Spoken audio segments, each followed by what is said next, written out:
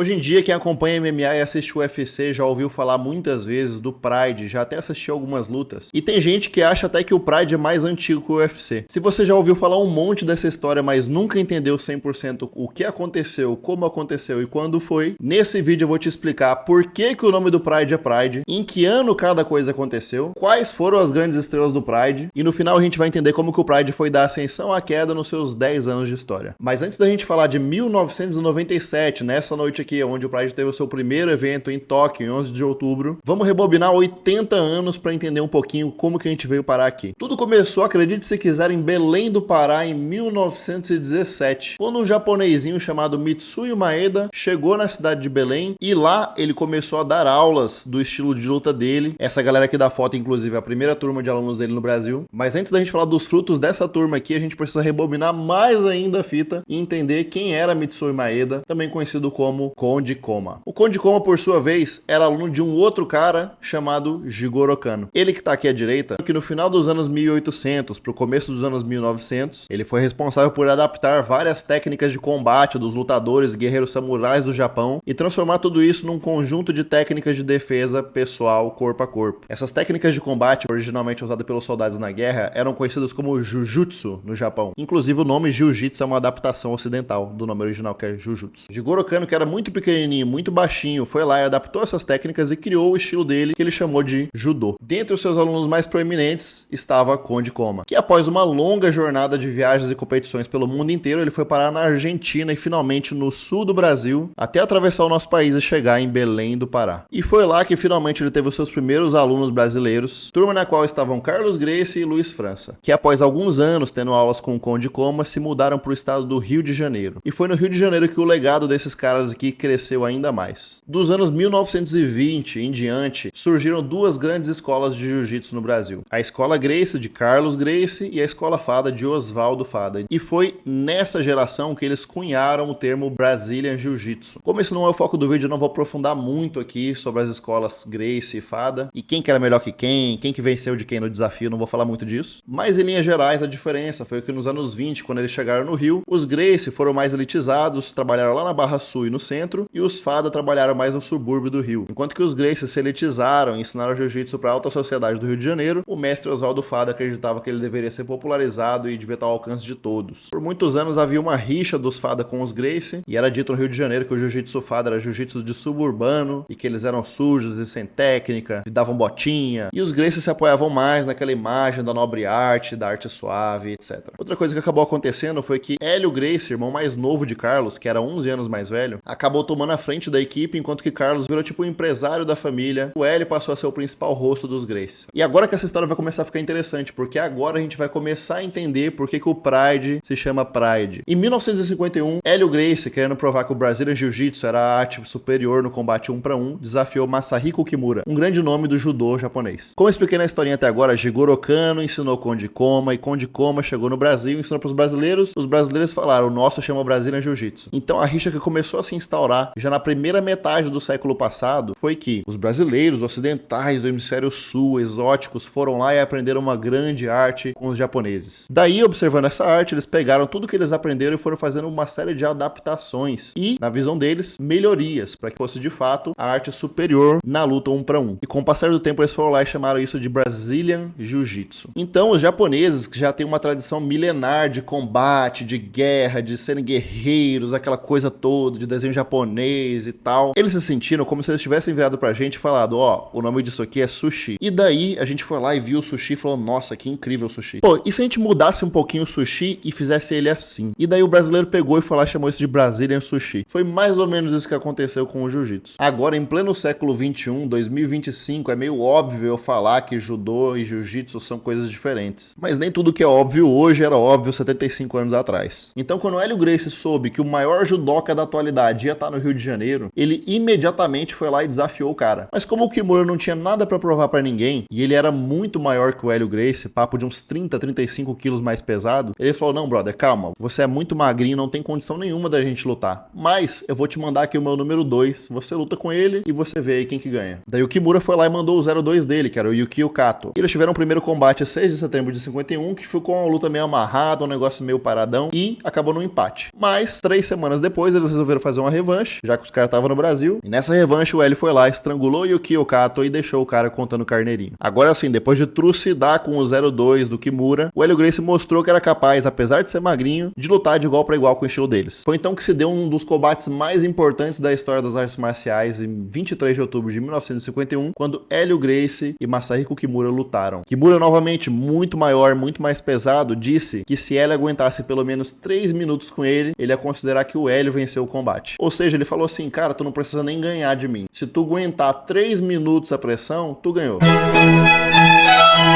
Pelo menos esse foi o discurso. E foi nessa luta que Hélio Gracie, no Maracanã lotado, mostrou do que era feito. E depois de ter sido feito de gato e sapato o primeiro round inteiro, finalmente no segundo round, Masahiko Kimura encaixou o golpe que era a sua especialidade e que hoje, não por acaso, é conhecido no mundo do jiu-jitsu como Kimura. Apesar de Hélio Gracie não ter batido com a Kimura, a equipe dele jogou a toalha e o combate terminou. Então, tecnicamente, Kimura venceu o combate, mas voltando às suas próprias palavras, que se Hélio aguentasse pelo menos 3 minutos, ele seria o vencedor, em tese, ninguém perdeu pra ninguém. E essa treta aqui foi a faísca que iniciou ali o foguinho que depois vai virar um incêndio da rivalidade entre Brasil e Japão nas artes marciais e que 45 anos depois deu origem ao Pride. Quando Nobuhiko Takada, campeão de luta livre japonês, achou que seria uma boa ideia desafiar Rickson Gracie para um combate. O que aconteceu foi que o Takada viu um evento chamado Vale Tudo Japan, onde um brasileiro baixinho estava passando o carro em todo mundo com o tal do Brazilian Jiu-Jitsu. E depois de uma rixa de meio século, o Takada achou que era uma boa ideia ir lá e desafiar o brasileiro para um combate, para ele mostrar que quem mandava mesmo eram os japoneses.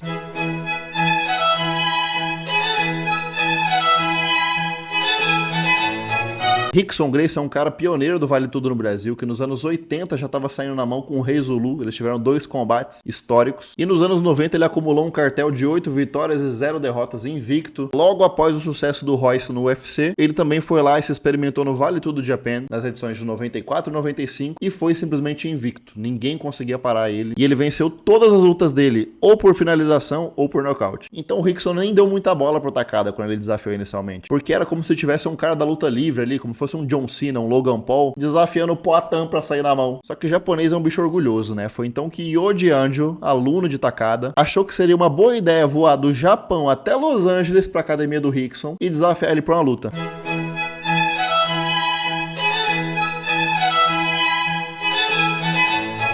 Imagina só, o cara atravessou o planeta, chegou na portinha do Rickson, bateu, falou assim, e aí, irmão, você tá pronto? Vamos sair na mão. Are you ready? E o Rickson deu uma resposta simplesmente espetacular. Rickson virou pro maluco e falou, I was born ready, motherfucker. Daí tu imagina, o cara tava lá, na academia dele, de boa, na casa dele, dando aula, turma cheia, vem um maluco do outro lado do mundo pra sair na mão com ele, interrompe a aula dele, tava a imprensa já pronta pra filmar o barraco. O Rickson virou e falou assim, não, fica lá fora, ninguém vai filmar nada, nós vamos resolver aqui e depois vocês falam com o cara. Fecharam a porta, até hoje os rumores são que existe uma gravação dessa luta, mas ela nunca foi publicada em lugar nenhum. Mas o resultado, ó, tadinho, o Yoji Anjo quase virou anjo de verdade, e foi apenas depois desse esculacho aqui que o Rickson falou, beleza, irmão, você quer lutar? Bora lutar. E finalmente no dia 11 de outubro de 1997 nasceu o Pride Fighting Championships, que tinha na sua essência e nome um forte desejo de honrar o orgulho de uma nação. O Pride não era só um evento de luta, era uma briga de tradições, com quase um século de idade. Era basicamente um lado falando, fomos nós que começamos, enquanto que o outro lado falava, mas aí a gente foi lá e melhorou. E foi justamente do final dos anos 90 pro começo dos anos 2000 que o UFC e o Pride construíram o que hoje a gente chama de MMA. Porque isso aqui eram os primórdios do MMA, mas ninguém chamava de MMA ainda. Existia uma porção de eventos de vale tudo, onde não tinha muita regra, era um negócio meio bagunçado, mas em sua grande maioria era cada escola querendo mostrar que era uma melhor que a outra. Então eventos como o Pride e o UFC meio que sem querer acabaram criando uma nova geração, uma nova raça de lutadores, que ao invés de levantar a bandeira de uma arte marcial e eleger ela como a suprema, a melhor de todas no combate 1 para 1, foram lá e combinaram a porção de artes e se tornaram os primeiros artistas marciais mistos. E tudo isso ter acontecido no Japão não foi mera coincidência. Lá, diferente dos Estados Unidos, onde o UFC estava sendo perseguido e chamado de briga de galo humana, o recém-nascido Pride e o embrionário MMA não eram tratados apenas como um esporte, mas como arte. Alguns atletas não eram apenas lutadores, mas absolutas estrelas e heróis nacionais. Diferente da plateia americana que assistia às lutas se esgoelando e derramando cerveja de quem estava do lado, os japoneses assistiam às lutas do Pride calados, com um comportamento quase que religioso. E eles podiam até torcer para um lutador ou para outro, mas havia um respeito absurdo com todo mundo sempre. Então não existia no Japão Japão o lutador entrar na luta sendo vaiado, por exemplo. Eles respeitavam a luta acima de tudo. E foi nesse clima que o Pride se instaurou no Japão, e o card que tinha como main event Rickson Gracie e Nobuhiko Takada foi um sucesso instantâneo e imediato, transmitido pela Fuji Television, numa primeira edição que teve uma bilheteria de quase 50 mil pessoas presentes. E além da fama dos nomes Gracie e Takada, que foi o que trouxe a atenção do público para esse primeiro evento, quem financiou de fato o início do Pride foi esse carinha aqui de boné, que sempre estava com boné, inclusive, Hiromichi Momose, também conhecido como o Fantasma. E o que dezenas de fontes na internet indicam é que esse cara que desde o início era parte da organização criminosa mafiosa Yakuza. Mas esse é um assunto mais pro final do vídeo. Após 3 edições do Pride, Naoto Morishita assumiu a direção de criação do Pride. E aí ele definiu o norte que a empresa ia seguir para alcançar sucesso global. Trazer os melhores lutadores do mundo para lutar no evento deles, focar em talentos locais, lutadores japoneses e basicamente criar as próximas lendas do esporte. E por sinal ele gabaritou essa listinha. De maneira bem breve, após o Pride 1, o Rickson teve apenas mais uma luta no Pride, que foi na edição 4, e novamente ele venceu o Takada, novamente por chave de braço. Inclusive, as duas lutas tiveram exatamente um ano de espaço entre uma e outra. As duas foram no dia 11 de outubro, e as duas em Tóquio, no Japão. A segunda luta foi basicamente um replay da primeira. Depois disso, não vimos mais Rickson no Pride. E o seu irmão Royce, que já tinha brilhado no UFC nos Estados Unidos, chegou a lutar no Pride no Japão, onde ele manteve a invencibilidade dele de 12 lutas e derrotou também o Takada. O Takada era o pato dos Grays, praticamente, né? Todo mundo foi lá e fez rodízio no cara. Até que no Grand Prix de 2000, Kazushi Sakuraba foi a pedra no sapato do Royce. O Sakuraba foi o primeiro talento local do Pride. Ele foi o japonês que ficou conhecido como Caçador de Gracie, porque ele venceu não apenas o Royce, mas também Royler Gracie, Renzo Gracie e Ryan Gracie. E apesar do Sakuraba nunca ter sido campeão de fato no Pride, ele passou pelo moedor de carne do Pride, passou na mão do Vanderlei Silva 3 vezes, Rogério Minotouro, Ricardo Arona. Ele basicamente só pegou pedreira a vida dele inteira no Pride. Mas a luta que imortalizou o Sakuraba foi justamente no 1º de maio de 2000, nas quartas de finais do GP de peso aberto do Pride, onde as lutas tinham regras especiais e haviam rounds ilimitados de 15 minutos e sem intervenção do árbitro. E após 6 rounds de 15 minutos, com 90 minutos de luta, o corner do Royce jogou a toalha por entender que ele não conseguia nem andar mais. E o Sakuraba depois perdeu a semifinal do GP, mas só de ter vencido essa luta contra o Royce, que até então estava invicto, intocado, ele foi declarado vencedor do combate, que inclusive é até hoje a luta de MMA mais longa da história, com 90 minutos. Outro cara casca grossa que passou pelo UFC e pelo Pride foi Marco Ruas. Ele que foi campeão da 7ª edição do UFC, só não teve uma passagem mais longa pelo Pride por problemas com o empresário dele. Boatos que o cara passou a mão na grana do Marco Ruas. Mas o que eu tenho pra exaltar desse cara aqui é que ele foi talvez um dos primeiros da história a se especializar em várias artes marciais profundamente. Cara, o Marco Ruas era faixa preta em tudo. O cara era mestre em judô, taekwondo, muay thai, capoeira, boxing, wrestling. Isso tudo antes dos anos 2000. Não tinham nem inventado o termo MMA ainda e ele já era um artista marcial misto. Há quem diga que o Marco Ruas foi o primeiro lutador de MMA. Ele foi professor de Pedro Rizzo e Renato Babalu. E uma frase que eu gosto muito dele é: se tentarem me socar e me chutar, eu jogo no chão. Se tentarem me jogar no chão, eu soco e chuto.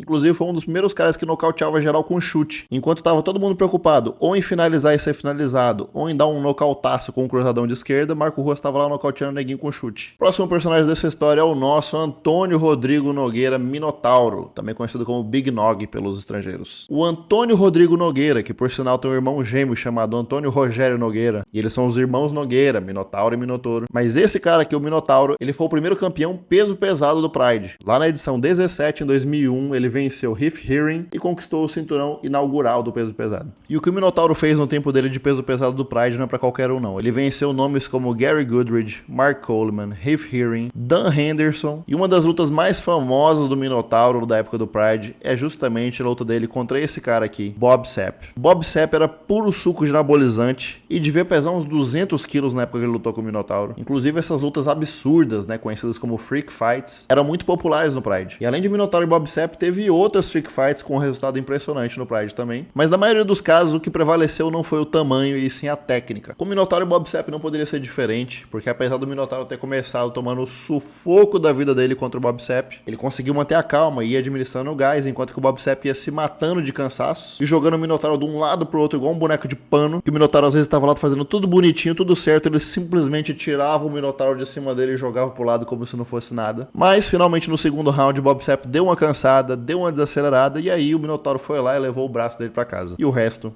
é história. E o Minotauro poderia ter sido o GOAT do Pride, se não fosse por um russo com uma carinha de menino tímido Fedor Emelianenko. Fedor, também conhecido como o Último Imperador, foi o campeão peso pesado invicto do Pride. Ele continuou invicto com 17 lutas em 5 anos no Pride. E só da gente pensar nesses números, olha que loucura, né? 17 lutas em 5 anos. Sendo que hoje em dia os lutadores de MMA estão acostumados aí com um ritmo de 2 a 3 lutas no ano no máximo. E nessa época que os caras estavam fazendo 4 ou 5 lutas por ano. O Fedor, além de ter sido campeão do peso pesado invicto do Pride, campeão do GP de 2004, ele fez isso numa época em que Minotauro e Crocop estavam no auge. E ele venceu os dois. Inclusive o Minotauro teve trilogia e venceu e dominou o Minotauro sempre. Mas como eu já fiz um vídeo quase inteiro falando só do Fedor, eu não vou me aprofundar muito aqui em por que ele é o GOAT do Pride. Se você quiser saber mais, é só ir lá no meu vídeo sobre os GOATs do MMA e entender por que esse cara aqui é foda. E por falar em Crocop, esse cara aqui é o Mirko Filipovic. Também conhecido como Crocop porque ele é da Croácia e é policial. Croat Cop.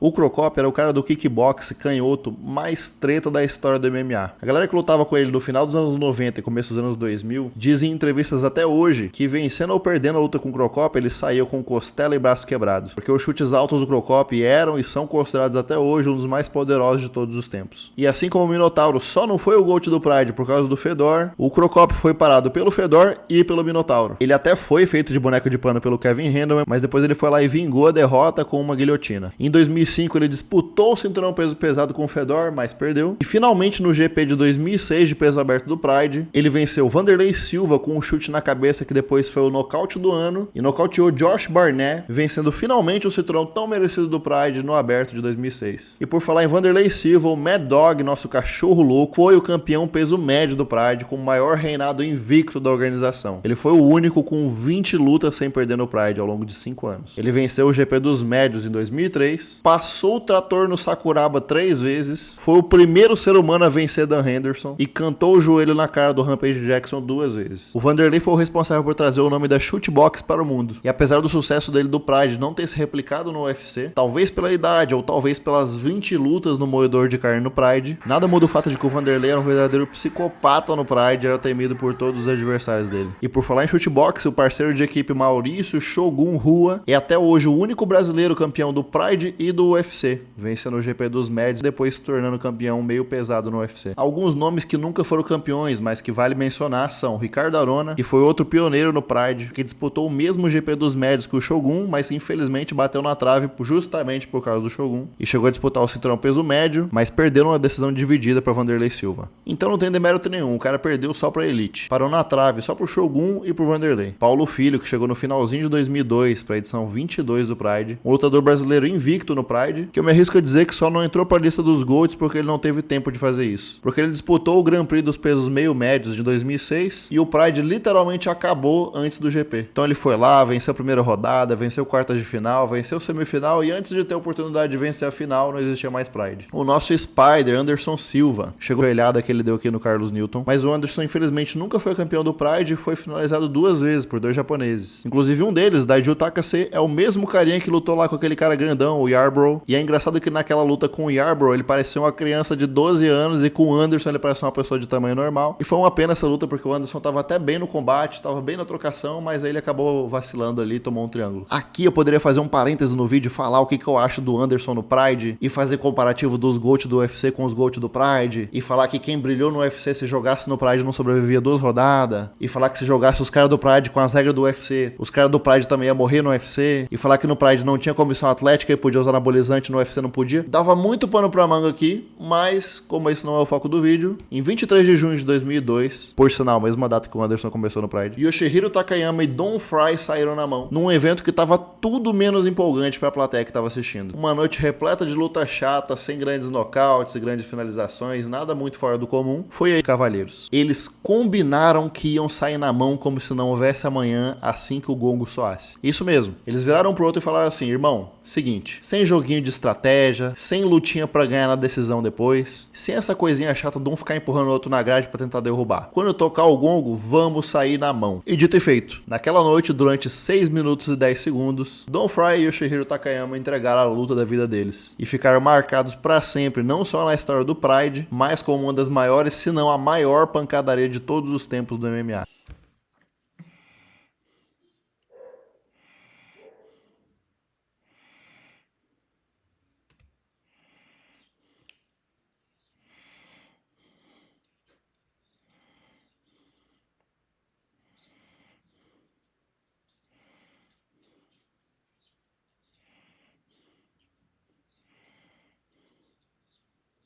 E por mais que eu gostaria de falar de todos os grandes nomes da história do Pride, eu não queria fazer aqui um vídeo de 2 horas de duração, então eu foquei apenas aqui nos caras que eu considero que são o Monte Olimpo do Pride Championship, que foram, na minha opinião, os brabos do Pride. Inclusive, sim, eu botei o Sakuraba aqui em 6º lugar, por conta da luta dele com o Royce Gracie, que foi histórica. E pô, qualquer um que falar que o Sakuraba não devia estar aqui, pô, tomar banho na soda também. Mas até aqui tava tudo muito bom, tudo muito lindo, só que eu tenho que falar da parte obscura do Pride, que foi o que levou o início do fim. Em 2003, Naoto Morishita foi encontrado morto num quarto de hotel, supostamente enforcado por supostamente ter tirado a própria vida depois de um suposto envolvimento com uma amante misteriosa. E o grande mecena do MMA, Momose Horimichi, foi afastado do Pride. Sob nova direção, o Pride agora era comandado pelo presidente Nobuyuki Sakakibara, guarde esse nome. O suposto sócio misterioso de Sakakibara, com um rosto desconhecido, nascido coreano Kim Dok-soo, também conhecido como Ishizaka, era o novo responsável por financiar a operação do Pride, e ao que diversas fontes indicam, ele também era membro da máfia japonesa Yakuza. Mas essa situação toda escalou no ano novo de 2003 para 2004, quando Antonio Inoki resolveu convidar uma das estrelas do Pride para o seu evento Inoki Bombaye. Para quem não sabe, esse cara aqui era o John Cena do Japão dos anos 1970. Foi ele que saiu na mão com Muhammad Ali em 76, numa luta que é considerada por muitos um marco do Vale Tudo e um dos eventos precursores do que depois veio a ser o MMA. A luta em si foi meio bizarra e a equipe do Muhammad Ali tinha limitado o que Inoki poderia fazer em pé, sendo que ele não poderia nem dar socos nem chutes enquanto estivesse em pé, e por isso a luta acabou sendo essa coisa meio bizarra que a gente tá vendo aqui. Nessa brincadeira aqui, o Inoki deu mais de 100 chutes nas pernas do Ali, deixando o nosso boxeador querido todo descadeirado, e ele próprio quebrou o pé nessa brincadeira. Mas voltando para a história principal, Antonio Inoki falou com Miro Mijatovic, o então empresário de Crocop e Emelianenko Fedor. Na época ele negociou com Miro Mijatovic a participação do Fedor no Inoki Bombaye, que aconteceu de fato no ano novo de 2003 para 2004. Mas essa collab não deixou Sakakibara nada feliz. Foi então que um dia Sakakibara marcou uma reunião com Miro Mijatovic num quarto de hotel, e chegando nesse quarto de hotel havia uma dezena de homens armados esperando por ele, incluindo o próprio Sakakibara e o seu sócio misterioso Ishizaka. E foi nesse dia que eles simplesmente deram uma de Luca Brasi e Vito Corleone e botaram uma arma na cabeça do Miro Mijatovic e falaram pra ele: irmão, ou você assina esse contrato de exclusividade pro Fedor lutar só pro Pride daqui em diante, ou você não vai sair desse quarto. I'm gonna make him an offer he can't refuse. E aí, por livre e espontânea vontade de não virar camiseta de saudade, o Miro assinou o Fedor pro Pride por $0. Após esse episódio, ele teve que desaparecer das cenas por 2 anos, porque havia um preço pela cabeça dele, e ele colaborou abertamente com a polícia japonesa, que era o equivalente ao FBI deles, para investigar o suposto envolvimento criminoso do Pride com a máfia japonesa Yakuza. Então, por 2 anos, ele ficou meio que sem endereço fixo, com uma vida meio louca, meio secreta, não podia sair na rua, não podia mostrar o rosto, ninguém podia saber nada dele, porque senão o retrato dele ia parar em caixa de leite de pessoas desaparecidas e nos classificados do jornal. Ele não queria que isso acontecesse. Finalmente, em 5 de junho de 2006, a polícia conseguiu reunir evidência suficiente para ir até a Fuji TV e ordenou o cancelamento do contrato com o Pride, bem como a interrupção da transmissão do Pride na TV japonesa. Eles descobriram que aquele quarto de hotel onde foi feita a reunião havia sido reservado e pago com um cartão de crédito que estava no nome de Kiyoshi Takayama, que era ninguém mais, ninguém menos do que o número 2 da organização, também conhecida como Yakuza. Ou seja, os caras conseguiram provar por A mais B o envolvimento de Shinobu Tsukasa, o número 1 da Yakuza, num esquema gigantesco de lavagem de dinheiro com o Pride. Inclusive, por conta disso, os Prides 32 e 33 foram em Las Vegas e não no Japão. Em abril de 2007, a gente teve a derradeira edição do Pride, número 34, também conhecida como Kamikaze, e 6 meses depois, a empresa dos irmãos Fertitta e Dana White, Zuffa, dona do UFC, comprou o Pride em outubro de 2007 por $65 milhões. Então, finalmente tá aqui no YouTube, em português do Brasil, pra você, a história da ascensão e queda do Pride, finalmente traduzido aí, né, que só tem vídeo em inglês na internet, pra você finalmente entender que o Pride não era só pancadaria, que tinha muita coisa acontecendo nos bastidores, tinha crime organizado, tinha política, e antes de ter tudo isso, tinha o orgulho de 2 nações em jogo, Brasil e Japão lutando pelo orgulho do seu país. De um lado a tradição e do outro a evolução do esporte. Após o triste e controverso final do Pride, em 2015, Sakakibara criou o Rising, segundo ele o sucessor espiritual do Pride, que busca manter o respeito pela luta e as filosofias que o Pride tinha. E em 2008, Momose Horimichi, o cara do bonezinho, é encontrado morto. Esse foi o Pride Fighting Championship, o evento onde o orgulho de 2 nações se colidiu como um raio e se tornou essa história digna de filme vencedor de Oscar de Hollywood. Se você sentiu falta de alguma coisa nesse vídeo ou tem algo a agregar que eu não citei, por favor, deixa aqui nos comentários, e se valeu teus minutinhos aí, deixa aqui o seu like, tamo junto, eu te vejo do outro lado pro próximo conteúdo.